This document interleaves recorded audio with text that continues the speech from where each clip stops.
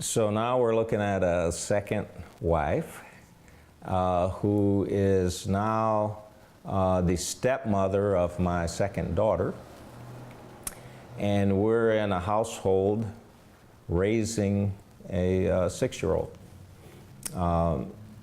My family, my large family, my siblings all produced children, and ultimately I had a lot of family around. We had a lot of kids around, and our immediate need to have more kids of our own was not as urgent because we're raising a daughter and we're around a large family and there's kids around all the time.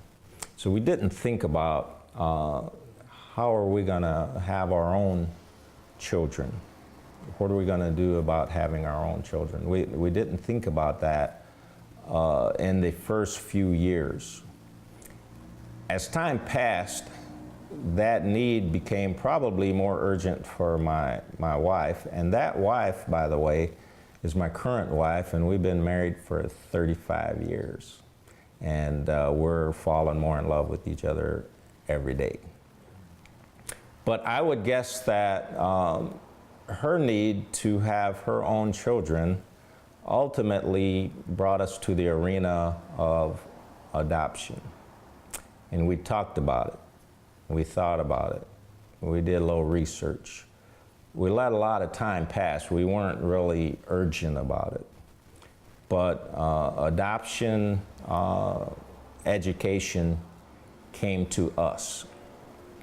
We didn't have enough wherewithal to pursue adoption education to get off of the ball and make something happen. But we were fortunate enough to be in a town to where there was an agency that had a program called One Church, One Child. And they were attempting to get special needs and children that were not being adopted for various reasons to find homes for them. And I can remember the woman that we met. Her name was Thomasine Hansard, and she worked for the Children's Home and Aid Society.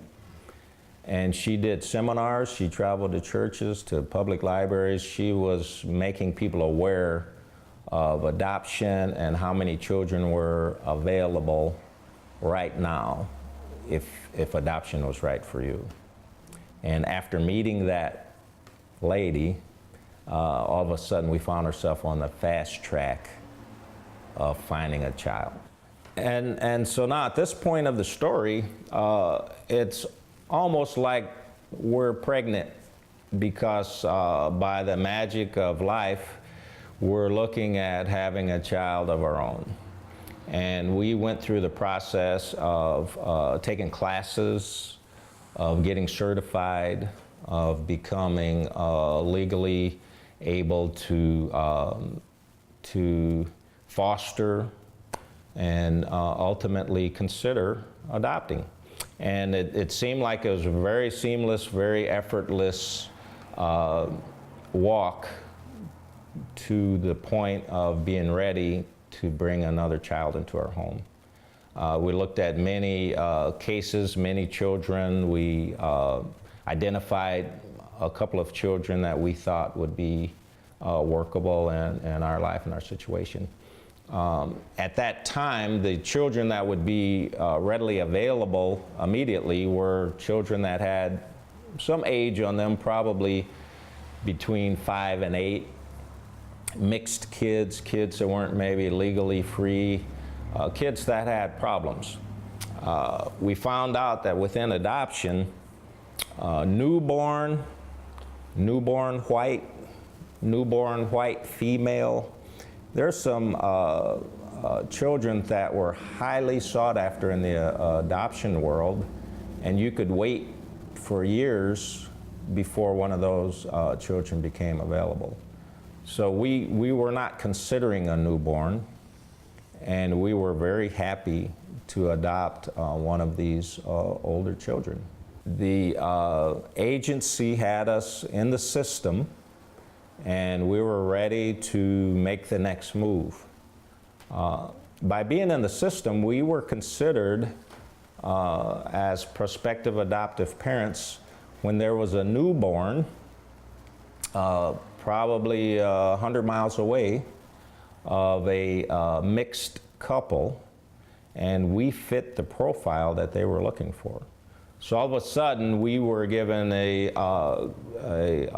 opportunity to adopt a newborn child, and we had to make a decision in a very short period of time. Nerve-wracking, hair-raising, exciting moment for us in that adding to the family phase of our life, and we had to make a decision. And of course, we saw that as being a blessing. We saw it as being serendipitous. We saw it as being, this is what we've been waiting for. This is the child that is our child. And we said yes, we signed on the dotted line. We traveled, we met the child, we fell in love with the child, and ultimately, at 6 weeks old, was able to bring my son home.